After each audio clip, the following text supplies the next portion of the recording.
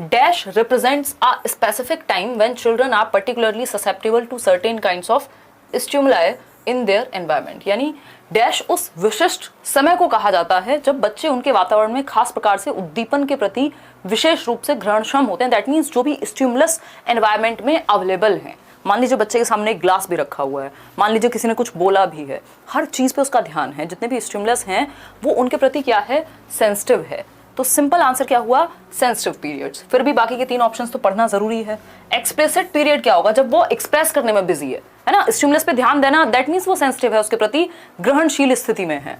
तो एक्सप्लिसिट तो तब होगा जब वो ग्रहण करने के बजाय एक्सप्रेस कर रहा हो. फिर आएगा प्लास्टिसिटी ड्यूरेशन, जी नहीं, प्लास्टिसिटी का मतलब इससे दूर दूर तक नहीं है. मेंटल स्टैग्नेशन, जी नहीं. आंसर क्या होगा, सेंसिटिव पीरियड यानी सेंसिटिव अवधि. अगर ये लैंग्वेज के लिए बात होती तो हम कहते हैं कि सेंसिटिव पीरियड, देखो अलग अलग चीज़ों के लिए अलग अलग सेंसिटिव पीरियड होते हैं. जैसे लैंग्वेज और सोशलाइजेशन के लिए अर्ली चाइल्डहुड यानी 2 से 6 वर्ष एक सेंसिटिव पीरियड है, एक संवेदनशील काल है कि बच्चे के सामने आप जो भी भाषा बोलेंगे वो उसको बहुत तेजी से उन स्टिमुलस को ग्रहण कर लेगा. राइट, आगे बढ़ते हैं नेक्स्ट क्वेश्चन पे. यहाँ आंसर है सेंसिटिव पीरियड. क्वेश्चन नंबर 2 देखिए एक बार, वही जो आपके स्टेटमेंट और असर्शन वाले क्वेश्चंस हैं. ठीक, अगर हम बात करते हैं असर्शन की, यानी एक स्टेटमेंट है उसके बाद उसका रीजन गिवन है, तो ये रीजन सही भी है कि नहीं ये आपको यहाँ पढ़ के सोचना है. असर्शन क्या है, कथन क्या है, comparisons among children can very accurately assess a child's developmental progress. यानी कि बच्चे के विकास की प्रगति, यानी बच्चे को अगर आप कंपेयर कर रहे हैं, अगर आपको ये असेस करना है कि कितना विकास हुआ है तो आप उसको कंपेयर करिए बाकी बच्चों से, इससे उसका सही प्रोग्रेस का पता लग जाएगा. कंपैरिजंस को हम हमेशा अवॉइड करते हैं किसी भी क्वेश्चन में, ये बिल्कुल भी चाइल्ड सेंट्रिक नहीं है. ठीक है, फिर आते हैं, मतलब ये गलत हो गई बात. फिर आते हैं नेक्स्ट पे. नेक्स्ट जो ऑप्शन है इसका जो रीजन दिया है कि कंपैरिजन करने से आपको बच्चे की प्रोग्रेस का पता चलेगा, उसकी डेवलपमेंटल प्रोग्रेस का पता चलेगा. इसका रीजन इन्होंने दिया है because the pattern and sequence of development as well as the rates of development are the same for all children universally. मतलब कि विकास का स्वरूप एवं अनुक्रम एवं दर सब दुनिया के सारे बच्चों के लिए सेम होते हैं, यूनिवर्सल होते हैं. ये हमने एक डेवलपमेंट का प्रिंसिपल पढ़ा है कि जो डेवलपमेंट है वो यूनिवर्सल है, सार्वभौमिक है. दुनिया में सारे बच्चे एक ही सीक्वेंस से, एक ही ऑर्डर से होकर के गुजरते हैं. बट इसमें एक वर्ड का कैच है जो मैंने बहुत बार आपके साथ डिस्कस किया है कि रेट सेम नहीं हो सकता. सीक्वेंस कैन बी सेम, भाई इन्फेंसी के बाद अर्ली चाइल्डहुड ही आएगा दुनिया के हर बच्चे के लिए, चाहे कजाकिस्तान का बच्चा हो, इंडिया का बच्चा हो, अफगानिस्तान का हो, यूएस का हो, यूरोप का हो. सीक्वेंस सेम रहेगा. आपका जो जन्म से 2 वर्ष का बच्चा है वो इन्फेंसी में है, फिर उसके बाद वो अर्ली चाइल्डहुड में जाएगा, लेटर चाइल्डहुड में जाएगा, एडोलेसेंस में जाएगा. ऐसा नहीं होता पहले एडोलेसेंस में चला गया फिर चला जाएगा अर्ली चाइल्डहुड में. सीक्वेंस है, पूरी दुनिया में सेम है, यूनिवर्सल है. ठीक बात है. जो पैटर्न है वो सबके लिए सेम है. ऐसा तो नहीं है बच्चा पहले दौड़ना शुरू कर देगा, बाद में खड़े होना शुरू करेगा, बाद में चलना शुरू करेगा. पहले बच्चा घिसट के चलना, जिसको हम क्रॉलिंग कहते हैं, वो शुरू करेगा, फिर खड़े होना शुरू करेगा, फिर चलना शुरू करेगा, फिर भागना शुरू करेगा. ये पैटर्न दैट मीन्स सबके लिए सेम है. लेकिन रेट सबके लिए सेम नहीं हो सकता. हो सकता है 2 बच्चे जो सेम एज के हैं, किसी में जल्दी बोलना आ जाए, किसी को कोई जल्दी चलना शुरू कर दे दूसरे वाले से, तो दर जो है वो इंडिविजुअल डिफरेंसेस होते हैं दर में, ना कि यूनिवर्सल होती है. तो यूनिवर्सल नहीं हो सकती. इस एक वर्ड की वजह से ये गलत हो गया, नहीं तो रीजन सही था, है ना. तो हम कहेंगे both A and R are false. देखो कितनी गलतियां कर रहे हैं लोग. 37% ने सिर्फ आंसर सही दिया, और ये पहला चैप्टर है डेवलपमेंट का. अगर आपने सिर्फ मैराथन भी देखी होती, चाइल्ड डेवलपमेंट की जो पेडागोजी की मैराथन है, तब भी आप ये गलत नहीं करते. एक्चुअली चक्कर क्या है, जो टॉपिक हमें आते हैं उन्हें हम इतना फॉर ग्रांटेड लेते हैं, हमें लगता है अरे ये तो पता है, कुछ और बताओ नया आगे का, है ना. और जबकि मेजोरिटी जो क्वेश्चन है वहीं से आने हैं. डेवलपमेंट, दुनिया का कोई पेपर होगा जिसमें डेवलपमेंट से क्वेश्चन ना आए, लेकिन अगर इस तरह से पूछेगा तो हम घबरा जाएंगे. 40% भी आंसर सही नहीं दे पा रहे. ज्यादातर लोग ए ऑप्शन कह रहे हैं कि both A and R are true and R the correct explanation. ये रेट क्यों नहीं पढ़ रहे हो आप, हैं? चलें आगे, चलते हैं नेक्स्ट क्वेश्चन पे चलते हैं. क्वेश्चन नंबर 3 देखिएगा एक बार. Secondary socialization maps the period in dash when the child begins to attend formal institutions such as the school. यानी बच्चों का द्वितीयक सामाजिकरण डैश की अवस्था में प्रारंभ हो जाता है जब वह स्कूल जैसे औपचारिक संस्थानों में जाना शुरू कर देता है. हमें पता है स्कूल एज जनरली 7 वर्ष 6 वर्ष तो मिनिमम है ही, पहली क्लास में बच्चा जाएगा, कि स्कूल एज फॉर्मली तो तब होगी. तो यहाँ कहीं भी ऑप्शन हमारे पास लेटर चाइल्डहुड नहीं है. इन्फेंसी हो नहीं सकता, एडोलेसेंस हो नहीं सकता, क्योंकि इसमें थोड़ी ना वो स्कूल जाना शुरू कर रहा है, उससे पहले जाना शुरू कर चुका है एडोलेसेंस से। इन्फेंसी में स्कूल जाता नहीं है, जन्म से 2 वर्ष के बच्चे को कौन से स्कूल भेजोगे। आजकल खैर माहौल अलग है, लेकिन अर्ली चाइल्डहुड वो पीरियड है जो कि 65% आंसर सही भी आ रहे हैं आपके। अर्ली चाइल्डहुड यानी जन्म से नहीं, 2 से 6 वर्ष की अवस्था, वो अवस्था है जहां पे वो एटलीस्ट प्ले वे में तो जाने ही लगेगा और 6 वर्ष तक आते आते पहली कक्षा में भी चला जाएगा। ठीक है, तो हमें ऑप्शंस के अकॉर्डिंग कई बार आंसर करना होता है। तो यहाँ पे बेस्ट ऑप्शन क्या है, अर्ली चाइल्डहुड। पारंपरिक नहीं कहेंगे, ये पेपर में भी ऐसे ही आया था, पारंपरिक ही लिखा हुआ, लेकिन इसको पूर्व बाल्यावस्था कहते हैं, पूर्व बाल्यावस्था। ठीक, जब वो पहली बार घर से निकल करके बाहर की दुनिया में कदम रखता है, 4 बच्चों के साथ मिलता है, दैट मीन सेकेंडरी सोशलाइजेशन उसका शुरू हो जाता है। गौड़ सामाजिकरण प्राथमिक कब होगा, जन्म से इन्फेंसिया 3 साल तक मेनली उसका सेल्फ का कॉन्सेप्ट बनता है, उस दौरान प्राइमरी चाइल्डहुड ही प्राइमरी सोशलाइजेशन का ही मेन रोल रहेगा, वो जो कि फैमिली से होगा। मिडिल चाइल्डहुड तो कहीं 8 से 11 के बीच आता है, तो इसको तो वैसे भी हम कंसिडर नहीं कर सकते, लेटर होता है एक बार को तो सोचते। ठीक, तो अर्ली चाइल्डहुड इसका सही उत्तर रहेगा, क्योंकि रीजन ये सोशलाइजेशन के कॉन्टेक्स्ट में पूछा है। सोशलाइजेशन पहली बार घर से कब निकलेगा, प्रॉपर स्कूल से बच्चा, वो आपका अर्ली चाइल्डहुड में निकलेगा। कब, प्ले वे में जाने के लिए, या फिर 6 वर्ष तक आते आते पहली कक्षा में जाएगा, राइट। बट स्कूल एज इसको नहीं कहते हैं, ये याद रखिएगा। 2 क्वेश्चन अलग अलग क्वेश्चन है ये। ठीक, आगे बढ़ेंगे 4th क्वेश्चन पे। देखिएगा एक बार, in which stage can children work with hypothetical statements and explore logical relationships between statements and have the ability to cope with abstractions such as proportions? Words पे फोकस कीजिएगा, proportions, रेशो proportion याद आ रहा है आपको, ठीक। abstractions, अमूर्तता, ठीक। Logical relationships किसके बीच में, एब्स्ट्रैक्शंस के बीच में। अगर सिर्फ लॉजिकल लिखा होता, हाइपोथेटिकल, ये वर्ड्स कहाँ याद आ रहे हैं, पियाजे की थियरी याद आ रही होगी आपको। सम पीपल कांट फोकस से हम याद रखते हैं SPCF, यानी sensory motor, pre operational, concrete operational और फॉर्मल ऑपरेशनल। जहां पे वर्ड एब्स्ट्रैक्शन आ जाए, जहां पे वर्ड हाइपोथेसिस आ जाए, परिकल्पना आ जाए, दैट मीन्स लास्ट स्टेज की रेशो प्रपोर्शन आ जाए, लास्ट स्टेज की बात हो रही है, जिसको हम फॉर्मल ऑपरेशनल स्टेज कहते हैं। 11 से 15 वर्ष अमूर्त अवस्था, 52% लोग सही दे रहे हैं इसका उत्तर, तो बढ़िया बात है। अगर सिर्फ लॉजिकल होता, यहाँ पे ये एब्स्ट्रैक्ट नहीं होता, हाइपोथेटिकल नहीं होता, सिर्फ लॉजिकल होता, तो लॉजिक सबसे पहले कॉन्क्रीट ऑपरेशनल में आता है 7 से 11 में। अगर होता तो आंसर फिर तब ये चला जाता। अभी आंसर क्या है, 11 से 15। ठीक है, ये सारी थियरीज यूट्यूब पे आपको अच्छे से कराई हुई हैं। डेली क्लास नहीं होती इसका मतलब ये नहीं है, हालांकि अब तो डेली शुरू हो गई है, कि आपके पास चीजें नहीं है पढ़ने को। 2000 वीडियो की अच्छी सी लाइब्रेरी है, अगर आप बहुत ढंग से पढ़ सकें, जिसमें 4 घंटे, 3 घंटे, 2 घंटे, कितने सेशंस हैं, उनको पढ़िए ठीक से। क्वेश्चन नंबर 5, जो लोग नए आए हैं उनकी बात हो रही है। क्वेश्चन नंबर 5 देखिएगा एक बार, जिनका यूपीटेट में अच्छा स्कोर हो वो लोग मेल कर दीजिएगा, है ना। 1-2 लोगों से इंटरेक्ट करने की मेरी पूरी कोशिश रहेगी। क्वेश्चन नंबर 5 देखिएगा, which of the following is a critic of gene Piaget's theory, यानी जीन पियाजे की थियरी का क्रिटिक कौन है, बताइए एक बार। आलोचना कौन से वाक्य में हुई है, कौन से स्टेटमेंट में हुई है, किस ऑप्शन के थ्रू जीन पियाजे की थियरी को क्रिटिसाइज किया गया है, आलोचना हुई है। अब देखो, जिन लोगों ने पियाजे को ठीक से नहीं पढ़ा उनको दिक्कत होगी, क्योंकि उनको क्या चाहिए, हमसे तो सीधा सीधा सेंसरी मोटर स्टेज पूछ लो, हमसे तो प्री ऑपरेशनल पूछ लो, हमें घुमा के क्वेश्चन मत दो। और घुमा के क्वेश्चन नहीं देंगे तो फिर कंपटीशन कैसे बढ़ेगा, है ना। फिर तो वही क्वेश्चन आता रहेगा। और इस बार सीटेट में क्वेश्चन डिफरेंट आए हैं, टॉपिक वही है लेकिन क्वेश्चन डिफरेंट है, राइट। बहुत बढ़िया, देखिएगा एक बार, development of children is dependent on their socio cultural context, 41% ऐसा कह रहे हैं। चलिए ठीक है। चिल्ड्रन आर एक्टिव बीइंग्स, ऐसा तो पियाजे कहते हैं। ये क्रिटिसिज्म थोड़ी हुआ, ये आलोचना थोड़ी हुई, ये उनकी बुराई थोड़ी हुई, है ना। हमसे तो बुराई पूछी है, हमसे तो क्रिटिसिज्म पूछा है, क्रिटिक पूछा है, जहां आलोचना हुई हो। सी ऑप्शन है, children's thinking is qualitatively different from that of adults, बिल्कुल सही बात है। गुणात्मकता में अलग होती है बच्चे की थिंकिंग, बजाय के क्वालिटी की, बजाय के अमाउंट के। ये बात तो हम बहुत बार डिस्कस कर चुके हैं, 2-3 बार क्वेश्चन आ भी चुका है इस पे, कि क्वांटिटेटिव यानी क्वांटिटी सेम है, बच्चा सेम मात्रा में सोचता है, बस प्रकार अलग है, क्वालिटी ऑफ थॉट अलग है। हो सकता है आप 20-21 साल की उम्र में ब्रेकअप आपके लिए मुद्दा हो, एक 4 साल के बच्चे के लिए हो सकता है उसका खिलौना टूट गया, वो एक मुद्दा है, लेकिन सोचता वो भी है, सोचते आप भी हैं। दैट मीन्स क्वालिटी में अंतर है, क्वांटिटी इज सेम। फिर है D option, development of children takes place by their acting upon the environment. ये बात भी बिल्कुल सही है, और ये बात भी बिल्कुल सही है कि भाई बच्चे दुनिया की समझ अपने एनवायरमेंट में एक्टिवली नॉलेज को कंस्ट्रक्ट करके बनाते हैं। अब 37% आंसर हो गया ए ऑप्शन, जो कि सही है। बाकी लोग सारे गलत आंसर कर रहे हैं, जिन्होंने ए चूज किया है सिर्फ वही सही है, क्योंकि क्वेश्चन में आलोचना पूछी है। आलोचना क्या है, development of children is dependent on their socio cultural context, यानी बच्चों का जो विकास है वो उनके सामाजिक सांस्कृतिक संदर्भ पर निर्भर करेगा। इस बात को पियाजे ने इग्नोर कर दिया।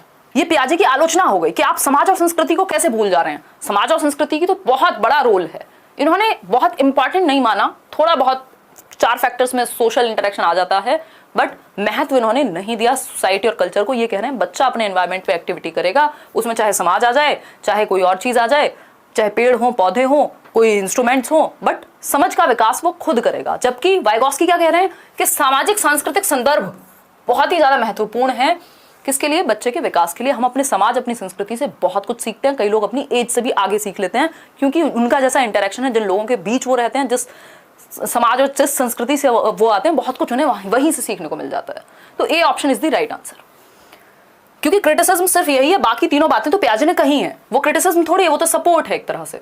तो क्वेश्चन को पढ़ के समझना मतलब हाफ बैटल वॉन, आधी लड़ाई हमने लड़ ली अगर हमने सही क्वेश्चन समझ लिया पेडागोजी के अंदर एटलीस्ट। ठीक है जी यार, अच्छे अच्छे क्वेश्चंस कर रहे हैं हम, खुशी खुशी लाइक शेयर करो, एनर्जी बढ़ाओ। अब डेली मिलेंगे, मंडे टू फ्राइडे तो एटलीस्ट मिल ही रहे हैं हम लोग क्वेश्चंस के लिए। उसके अलावा तो जो भी करेंगे एक्स्ट्रा में करेंगे। जीन पियाजे and Lev Vygotsky have shifted the understanding of learning as a dash process to a dash process. Jean पियाजे और लेव वाइगॉस्की ने सीखने की समझ को डैश प्रक्रिया से डैश प्रक्रिया में स्थानांतरित किया है, यानी किस प्रक्रिया से किस प्रक्रिया में स्थानांतरित किया है। जिन लोगों ने जल्दबाजी में आंसर किया, जो कि 61%, 61% इतनी जल्दी में, उन्होंने देखा पियाजे वाइगॉस्की मतलब एक्टिव मतलब आंसर। 61% आंसर यही है, जो कि गलत है, बिल्कुल पूरे तरीके से गलत है। सिर्फ 40% आंसर्स आपके सही हैं, अब 40 भी अब हो गए। ठीक, पैसिव, देखो लिखा हुआ है सीखने की समझ को डैश प्रक्रिया से, यानी निष्क्रिय प्रक्रिया से, पैसिव प्रक्रिया से, निष्क्रिय प्रक्रिया से सक्रिय प्रक्रिया में स्थानांतरित किया है, यानी ट्रांसफर किया है, ट्रांजिशन किया है। किससे किस में? Passive learning as a passive process to learning as an active process में। Have shifted the understanding of learning as a, किससे किस में? क्वेश्चन ने पूछा क्या है उस पर आंसर डिपेंड करेगा। अगर पूछा होता कि एक्टिव प्रोसेस में है और पैसिव से शिफ्ट किया है, तो उत्तर बदल जाता, ये आगे चला जाता, ये पीछे आ जाता। तो क्वेश्चन कैसे पूछा है, लैंग्वेज पे ध्यान दीजिए, और लैंग्वेज अच्छी कब होगी? जितने ज्यादा क्वेश्चंस पढ़ोगे अच्छे से। मतलब ये नहीं कि आप 10,000 क्वेश्चन का सेट लगा लो, है ना, मैं आपको शीट्स दे देती हूँ 10,000 क्वेश्चन की, खूब भर भर के कर लो, बट अगर अंडरस्टैंडिंग 1000 क्वेश्चन की भी नहीं है तो आप सिर्फ सही और गलत का उत्तर ढूंढेंगे। वो अंडरस्टैंडिंग डेवलप आपकी हो सकता है 15 क्वेश्चन से हो जाए, अगर आपने ढंग से समझे तो वो 15 क्वेश्चन की अंडरस्टैंडिंग आपको 500 क्वेश्चन में हेल्प कर सकती है। ठीक है, तो आंसर क्या है? B option. ठीक, मैकेनिकल बिहेवियरिस्टिक, बिहेवियरिस्टिक मैकेनिकल तो कहीं से कहीं तक होगा ही नहीं। क्वेश्चन नंबर 7 देखिए, according to Lev Vygotsky the basis of learning is, यानी लर्निंग का आधार क्या है वाइगॉस्की के अनुसार। वाइगॉस्की की 3 चीजें हैं, सोसाइटी, कल्चर, लैंग्वेज, यानी समाज, संस्कृति और भाषा। बताइए एक बार क्या सही उत्तर हो सकता है, फटाफट से आंसर कीजिए। Social interaction, reinforcement, drill and practice changes in the structures of schemas. Schemas की बात पियाजे कर रहे हैं। ठीक, ड्रिल एंड प्रैक्टिस, बस आंख बंद करके प्रैक्टिस कराते जाओ, ना ऐसा पियाजे कह रहे हैं ना ऐसा वाइगॉस्की कह रहे हैं। रीइंफोर्समेंट बिहेवियरिज्म का कॉन्सेप्ट है, व्यवहारवाद का कॉन्सेप्ट है कि बच्चों को गुड वेरी गुड कहो। इनका मेन कॉन्सेप्ट कौन सा है? समाज, संस्कृति और भाषा। जब भी वाइगॉस्की दिखे इन तीनों में से 99% चांस है एक आंसर होगा, सोशल इंटरेक्शन, कि बच्चा अपने समाज के साथ अंतः क्रिया करेगा, अन्योन्य क्रिया करेगा और सीखेगा। राइट, जब आप 4 लोगों में बैठ के बात कर रहे हैं आप बहुत कुछ सीख रहे हैं, इसलिए तो हम स्कूल भेज रहे हैं बच्चों को, नहीं तो वो किताबें घर पे भी पढ़ाई जा सकती थी। कि सोशल इंटरेक्शन होगा। A option is the right answer, सामाजिक अंतःक्रिया। क्वेश्चन नंबर 8 देखिएगा एक बार, at which stage of Lawrence Kohlberg's moral development, Lawrence Kohlberg का नैतिक विकास के सिद्धांत के अनुसार do individuals believe that society needs to update the rules over time, यानी समाज में नियमों को टाइम के अनुसार, समय के अनुसार बदला जाना चाहिए। अगर नहीं बदला जाएगा तो क्या होगा? सती प्रथा हमेशा चलती रहती, कभी भी पुनर्विवाह की बात ही नहीं होती। भारत में या दुनिया में अगर हम बात करें तो एजुकेशन को हम कभी कहते ही नहीं कि लड़कियां भी जाएंगी वहां पढ़ने, या जो अभी चेंजेस हम देख रहे हैं कि आर्मी में भी अलाउ कर रहे हैं हम, या जो पायलट्स हैं वो बन रही हैं लड़कियां, ये सारी चीजें कभी होती ही नहीं, है ना। मतलब समाज में नियमों में परिवर्तन लाने की जरूरत है, समय के अनुसार बदलते। देखो सोसाइटी चेंज हो रही है, ऐसा तो नहीं है सोसाइटी कोई स्टैटिक चीज है कि कभी परिवर्तन नहीं होगा। टाइम के साथ सोसाइटी चेंज हो रही है, लोग चेंज हो रहे हैं, म्यूजिक चेंज हो रहा है, किताबें आपकी या कल्चर, बहुत सारी चीजें चेंज होती हैं। और change is the law of nature, हम ऐसी बात करते हैं कि परिवर्तन जीवन का नियम है। तो सोसाइटी में भी चेंजेस आने की जरूरत है। जो कल गलत माना जाता था हो सकता है वो आज सही माना जाए, है ना। लेकिन ये कौन सा लेवल है जिसके अनुसार ये बात कही गई होगी? 47% लोग आंसर सही दे पा रहे हैं, वो है C option, social order maintaining orientation. Social order maintaining orientation. यार इस पे ना इसको एक बार चेक करने की जरूरत है, क्योंकि social contract orientation should be the right answer, है ना। क्योंकि सोशल ऑर्डर मेंटेनिंग क्या कहता है कि समाज में एक ऑर्डर बना रहे, इसलिए हम नियमों का पालन कर रहे हैं, ठीक। हालांकि इसमें दूसरा एक जो पर्सपेक्टिव है वो ये हो सकता है कि उन नियमों को जरूरत पड़ने पे चेंज किया जा सकता है ना। लेकिन मोस्ट प्रोबेबली जो आंसर है वो सामाजिक अनुबंध अनुविन्यास होना चाहिए। तो एक काम करना है, इस पे स्टार मार्क कर लेना, मैं इसको एक बार फिर से रीचेक करूंगी और तब इस पे चर्चा करेंगे, ठीक है। क्योंकि ये क्या होता है, इसकी स्टेजेस में थोड़ा सा लैंग्वेज में अंतर करेंगे। इसको लॉ एंड ऑर्डर कहते हैं वैसे तो, लेकिन इन्होंने लॉ एंड ऑर्डर कहा नहीं है, तो ये सोशल ऑर्डर कह रहे हैं, दैट मीन्स बन सकती है बात। तो एक काम करो, इसको स्टार मार्क कर लो, कल डिस्कस करेंगे इस पे एक बार। सोशल कॉन्ट्रैक्ट ओरिएंटेशन जो है यहाँ ज्यादा बेहतर ऑप्शन है, अगर मैं सी के मुकाबले देखूं। सी गलत नहीं है बट डी ज्यादा बेहतर है, तो इसको मार्क कर लो कल के लिए। बाकी के दोनों तो पॉसिबल ही नहीं है, गुड बॉय गुड गर्ल तो होगा ही नहीं। फिर है question number 9, Which of the following is a correctly matched pair of the type of intelligence and the end state possibilities as per theory of Howard Gardner? Gardner की theory के according कौन सा एक एंड स्टेट हो सकता है किस एक इंटेलिजेंस का? यानी 4 ऑप्शंस हैं, हर एक ऑप्शन में एक टाइप की इंटेलिजेंस दी हुई है। गार्डनर ने 8 प्रकार की इंटेलिजेंस के बारे में बात की है, मल्टीपल इंटेलिजेंस, बहुबुद्धि के सिद्धांत में। तो अगर हम बात करें, पहला ऑप्शन है लॉजिको मैथमेटिकल का एंड स्टेट पॉसिबिलिटी अकाउंटेंट बनना होगी। देखो लॉजिको मैथमेटिको चाहिए होगी अकाउंटेंट में, लेकिन ये एंड स्टेट है ऐसा पता नहीं। फिर बी ऑप्शन पढ़ लेते हैं, स्पेशल इंटेलिजेंस, स्थानिक बुद्धि, एंड स्टेट क्या है? एथलीट। जी नहीं, ये बॉडीली काइंस्थेटिक में होगा। बॉडीली काइंस्थेटिक, जिसका बॉडी पे पकड़ है वही तो एथलीट बनेगा। स्पेशल क्या हो सकता है? जिसको दिशाओं का ज्ञान हो, जिसको मैप का ज्ञान हो, है ना, वो नेविगेटर बन सकता है, वो स्कल्पचर बन सकता है ना, कार्टोग्राफर बन सकता है जो नक्शा बनाते हैं। लेकिन एथलीट का क्या संबंध है स्पेशल से? वो बॉडीली काइंस्थेटिक है। इंटेलिजेंस लिंग्विस्टिक जो इंटेलिजेंस है उसकी एंड पॉसिबिलिटी क्या है? नेविगेटर की। बिल्कुल भी नहीं, है ना। लिंग्विस्टिक से तो या तो पोइट बनेंगे, ऑथर बनेंगे, वक्ता बनेंगे, ठीक। इंटेलिजेंस थर्ड है, इंटरपर्सनल का एंड स्टेट है डांसर। इंटरपर्सनल का नहीं, ये भी बॉडीली काइंस्थेटिक में आएगा जो आपका डांसर है। इंटरपर्सनल में आपके काउंसलर्स, टीचर्स, पॉलिटिशियंस ये सब आ सकते हैं कि लोगों के बीच अच्छे हैं। तो यहां जो बेहतर ऑप्शन है वो है ए ऑप्शन। बट इस क्वेश्चन में सीटेट ने सबको फ्री नंबर दिए हैं। उन्होंने कहा है, उन्होंने आंसर दे दिया 9, दैट मीन्स सबको फ्री मार्क है, क्योंकि लॉजिको मैथमेटिको भी कोई बहुत अच्छा ऑप्शन नहीं है अकाउंटेंट के साथ, है ना। एक्चुअली अकाउंट लिखा है उन्होंने, अकाउंटेंट भी नहीं लिखा, ठीक। तो ये इससे बेहतर एंड स्टेट्स अवेलेबल हैं, that means they have given the answer 9, that means free number for all.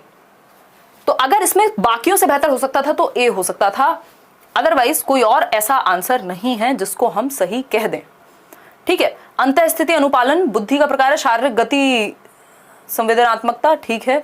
अंतःस्थिति अनुपालन सी ऑप्शन आपका लिंग्विस्टिक एंड स्टेट। गायक नहीं होगा, ये इन्होंने यहाँ पे, अच्छा हिंदी में ऑप्शन अलग है और इंग्लिश में अलग है, ये भी एक रीजन हो सकता है, ठीक है। बुद्धि का प्रकार भाषिक है, अंतःस्थिति क्या होगी? लेखापाल। स्थानिक मतलब ये इन्होंने उधर अलग दे दिया, इधर अलग दे दिया। वास्तुकार, यहां पे सही थी बात। शारीरिक गति संवेदनशीलता में गायक नहीं होगा। प्राकृतिक अंतःस्थिति में शिक्षक नहीं होगा, ठीक। बुद्धि का प्रकार भाषिक, अंतःस्थिति अनुपालन, संभावना क्या है? लेखापाल।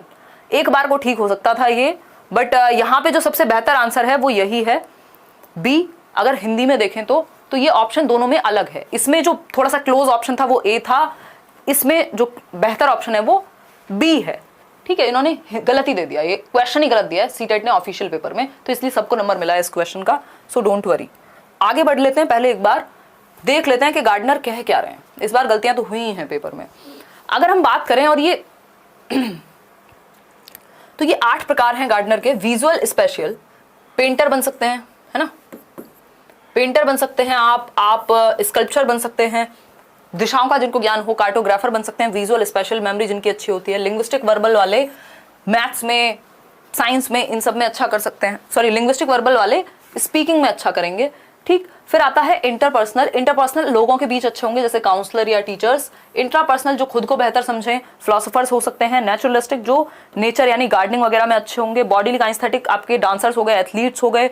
म्यूजिकल इंटेलिजेंस जो म्यूजिक को कंपोज कर सकें, बना सकें। लॉजिकल मैथमेटिकल जो है ये है आपका साइंटिस्ट वाला, और मैथमेटिशियन वाला। लिंग्विस्टिक वर्बल आपका भाषा से संबंधित है, यानी भाषा पे अच्छी पकड़ होगी, आप लिख अच्छा पाएंगे, समझ अच्छा पाएंगे लैंग्वेज को, है ना, इवन यूज भी अच्छे से कर पाएंगे। तो ऑथर वगैरह भी यहाँ आ सकते हैं, टीचर्स भी आ सकते हैं। ठीक, आगे बढ़ते हैं। ये कुछ 8 प्रकार हैं गार्डनर की बुद्धि के। क्वेश्चन नंबर 10 देखिए, इन अ चाइल्ड सेंटर्ड एजुकेशन, यानी बाल केंद्रित शिक्षा में, प्रोग्रेसिव एजुकेशन, बाल केंद्रित शिक्षा, जॉन डुई याद आ रहे होंगे, या बहुत सारे लोग हैं मॉन्टेसरी मानती हैं, फ्रॉबेल मानते हैं इस तरह की एजुकेशन को। आंसर कीजिएगा फटाफट से। पहला ऑप्शन है gives direction while the learners follow blindly, यानी टीचर डायरेक्शन देगा और बच्चे आंख बंद करके फॉलो करेंगे, ये तो टीचर सेंटर्ड बन गई। Understands the child and the process of learning in a socio constructivist manner, ये बात थोड़ी बेहतर लग रही है कि टीचर क्या करेगा, बच्चे को समझेगा और लर्निंग की प्रोसेस जो है वो सामाजिक सांस्कृतिक मैनर में कंस्ट्रक्टिविस्ट होगी, रचनावादी होगी, यानी बच्चा क्या करेगा, एक्टिवली कंस्ट्रक्ट करेगा मीनिंगफुल लर्निंग को। फिर है सेट्स आर रिजिड, रिजिड नहीं कर सकते आप करिकुलम, स्टैंडर्ड हो गया सबके लिए, जबकि फ्लेक्सिबल होना चाहिए, डायनामिक होना चाहिए। Uses assessment to rank the student, देखो ये रैंक करना, बच्चे को लेबल करना, ये सब नेगेटिव बातें हैं, ये हमें नहीं करना एज टीचर्स। ठीक है, तो एक ही उत्तर सही है जिसको हम बी करें। 91% आंसर सही भी हैं आपके। बहुत क्वेश्चन आते हैं इस पे, स्पेशली सीटेट वगैरह में।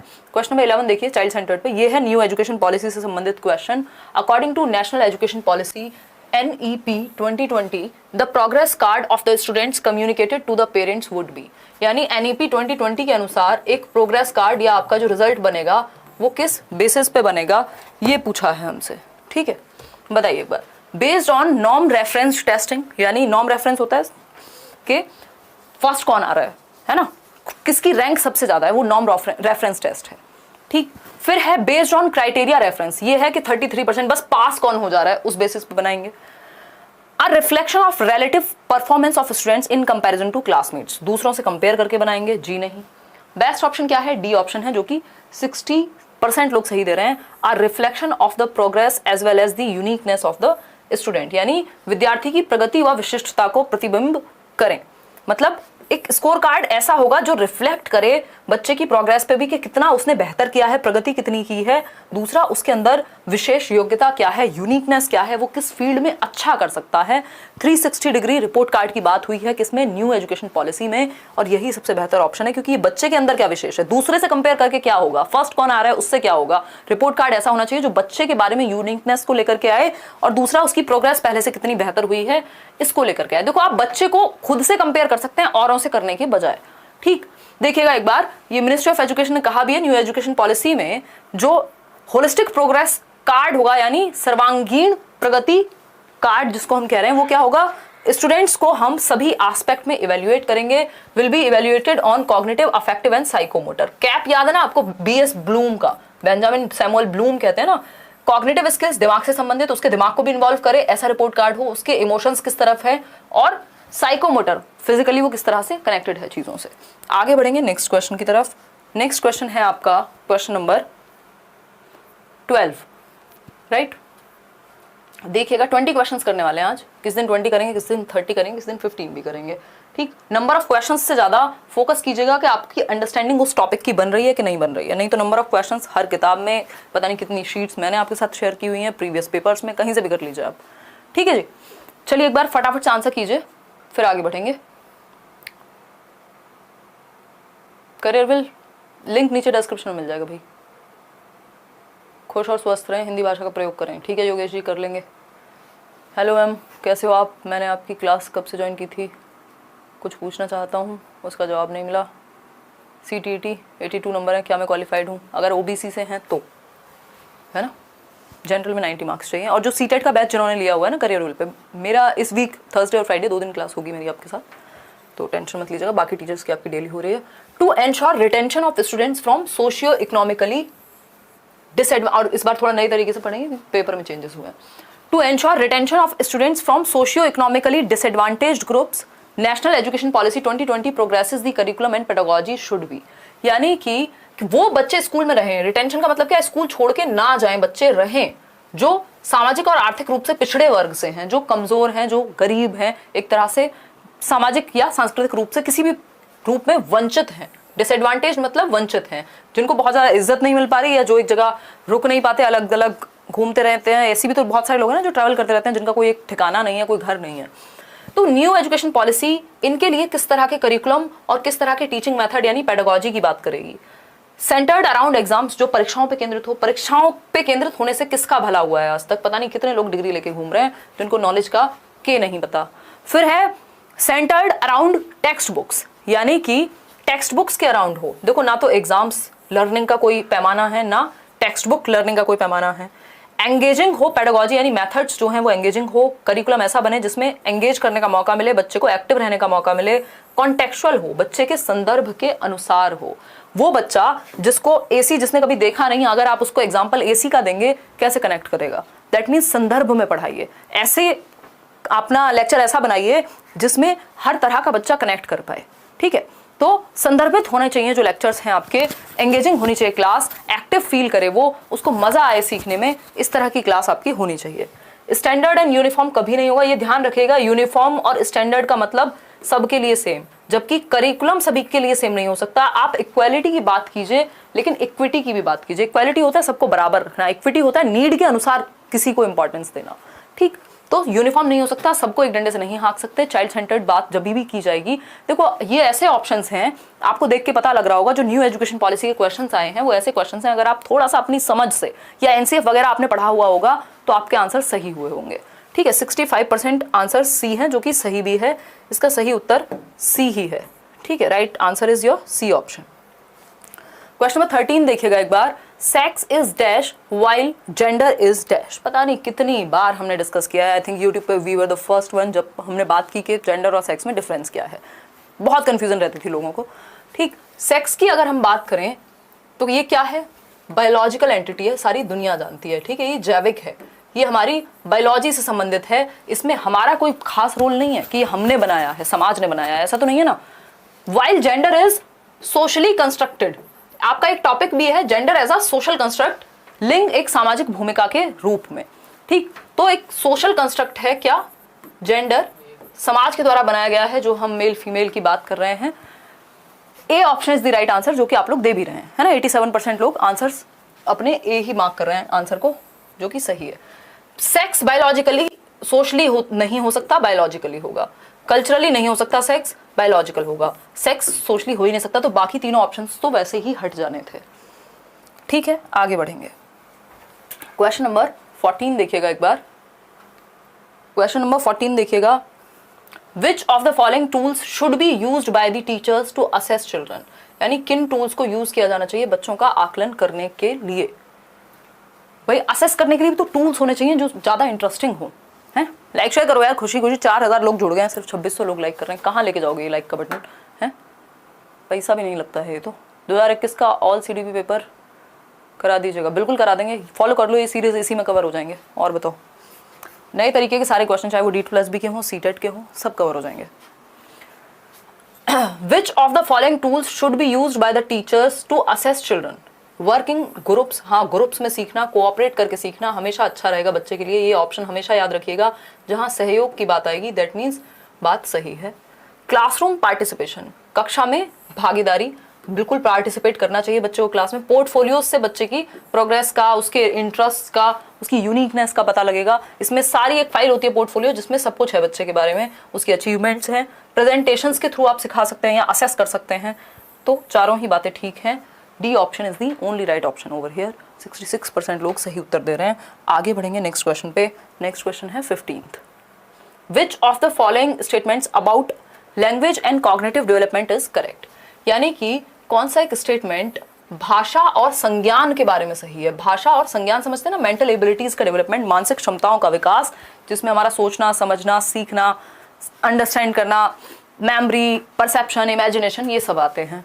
ठीक, तो लैंग्वेज और कॉग्निशन के बारे में कौन सी एक बात सही है? देखिएगा, language plays an important role in cognitive development. भाषा की संज्ञानात्मक विकास में महत्वपूर्ण भूमिका होती है। बात सुनने में ठीक लग रही है, कोई ऐसी दिक्कत नहीं लग रही? इस पर चर्चा बाद में करेंगे, पहले चारों ऑप्शन पढ़ लेते हैं। Language does not play any important role in cognitive development. ऐसा कोई भी समझदार व्यक्ति नहीं कह सकता कि लैंग्वेज का कोई रोल नहीं है ना। पियाजे की थ्योरी में खैर नहीं है रोल। नाजिया हसन कह रही है hello ma'am, thank you so much, I qualified paper 1 with 104 marks in first attempt bye because of you, please guide for second paper, thank you, love you ma'am. Thank you so much Nazia, ये बात आप super chat करके बता रही हैं। Nazia, paper 2 के लिए आप सिर्फ एनसीईआरटीज पढ़िए, चाहे आपका एसएसटी है, चाहे मैथ्स है, चाहे साइंस है, 6 to 8 की पढ़ लीजिए और सिर्फ प्रीवियस ईयर, इवन जो इस साल के ऑनलाइन पेपर आए हैं उतना भी कर लेंगे तो मुझे लगता है एनफ हो जाएगा, है ना। और बाकी तो 3 सब्जेक्ट कॉमन ही है, जैसे आपने हिंदी, इंग्लिश और सीडीपी तैयार किया है, वही पेपर 1 में कॉमन है, तो वही आपको हेल्प कर जाएगा। ठीक, तो आपको सिर्फ 60 नंबर की तैयारी करनी है। Language hinder the process of cognitive level. Language कैसे बाधा बन सकती है संज्ञानात्मक स्तर में? Language and cognitive development are independent process, यानी एक दूसरे से स्वतंत्र है, एक दूसरे पे निर्भर नहीं है, कोई संबंध नहीं है, ऐसा नहीं कह सकते। मोस्ट ऑफ द साइकोलॉजिस्ट या लिंग्विस्ट ये बात मानते हैं कि language plays an important role in cognitive development, यानी भाषा का संज्ञान के विकास में बहुत ज़्यादा अहम रोल है, अहम भूमिका निभाती है भाषा जब बात आती है कॉग्निटिव डेवलपमेंट की। मैं और आप कैसे बात कर रहे हैं, अभी भाषा से ही कर रहे हैं, आपकी और मेरी समझ कैसे विकसित हो रही है, भाषा का बहुत बड़ा रोल है उसमें, है ना। अगर हम कन्वे ही ना कर पाएं, चाहे लिख के, बोल के, सुन के, पढ़ के, तो कैसे समझ विकसित होगी? तो हम कह सकते हैं language plays an eminent role in development of your cognitive skills. ठीक, ऐसा लैंग्वेज को टूल भी कहा है वाइगोस्की ने, हर कोई कहेगा, और कहा भी जाता है जिन लोगों को ज्यादा भाषाएं आती हैं, 2 या 2 से अधिक भाषाएं आती हैं, उनका कॉग्निटिव डेवलपमेंट अच्छा होता है, उनका संज्ञानात्मक विकास अच्छा होता है, उनकी सोचने समझने तर्क करने की क्षमता अच्छी होती है। ये बिल्कुल क्लियरली एविडेंट बात है। ए option is the right answer.